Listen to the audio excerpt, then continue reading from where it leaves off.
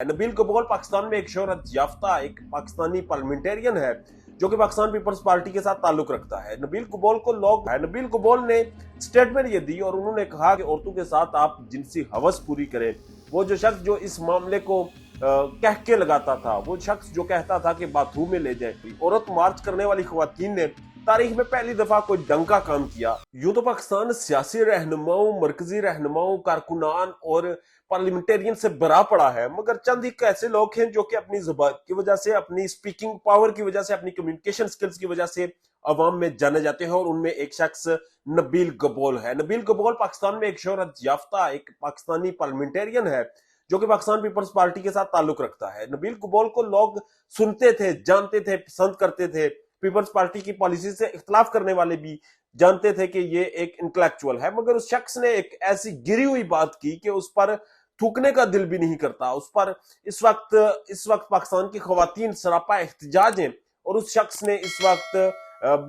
अपना जो सर है वो ओले पड़ने से अपने हाथों से डांप रखा है। नबील कबोल ने स्टेटमेंट ये दी और उन्होंने कहा कि औरतों के साथ जो जिनसी ताल्लुकात के हवाले से जो शर्मनाक स्टेटमेंट्स दिए, उस पर अब उनको एक शदीद अवामी रिएक्शन देखने को मिल रहा है। अब उसके जवाब में वो माफिया भी मांग रहे हैं, क्लैरिफिकेशंस भी दे रहे हैं, जबकि उनकी जान खलासी नहीं हो रही। औरत मार्च करने वाली खवातीन ने तारीख में पहली दफा कोई डंका काम किया और उन्होंने कहा कि नबील कबोल अपने आप में वापस आ जाए, नबील कबोल माफी मांगे। अगर नबील कबोल माफी नहीं मांगेगा तो हम उसको एक टफ टाइम देंगे। अगर नबील कबोल माफी नहीं मांगेगा तो हम उसके खिलाफ औरत मार्च करेंगे। जब ये बातें सुनी तो नबील कबोल की उस अन्ना और तकब्बर के गुब्बारे से हवा निकल गई। वो शख्स जो कहता था कि औरतों के साथ आप जिनसी हवस पूरी करें, वो जो शख्स जो इस मामले को कह के लगाता था, वो शख्स जो कहता था कि बाथरूम में ले जाए, जो शख्स औरत मार्च की खवातीन पर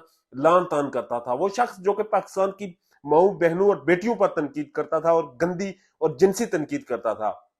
आज उस शख्स को इसी मुल्क की खवातीन ने धूल चटा दी है। और वो इस वक्त अपने सर को छुपा कर दोनों हाथों में मुंह उसने जमीन की तरफ कर लिया, और वो बच रहा है कि किसी तरह उस पर ओले ना पड़े, किसी तरह उसकी छत्रोल ना हो, और किसी तरह उसे जवाब ना देना पड़े। ये माशरा, ये जो सोसाइटी, ये एक ऐसी सोसाइटी है जहां पर आप मुंह उठाकर उठते हैं, किसी को भी कुछ भी कहते हैं, किसी की भी आप इज्जत नफ्स मुजरू करते हैं, किसी के भी जेंडर का आप मजाक उड़ाते हैं, किसी को भी आप कुछ भी कहते हैं और आपको कोई पूछता नहीं। मगर पहली दफा किसी को पूछा गया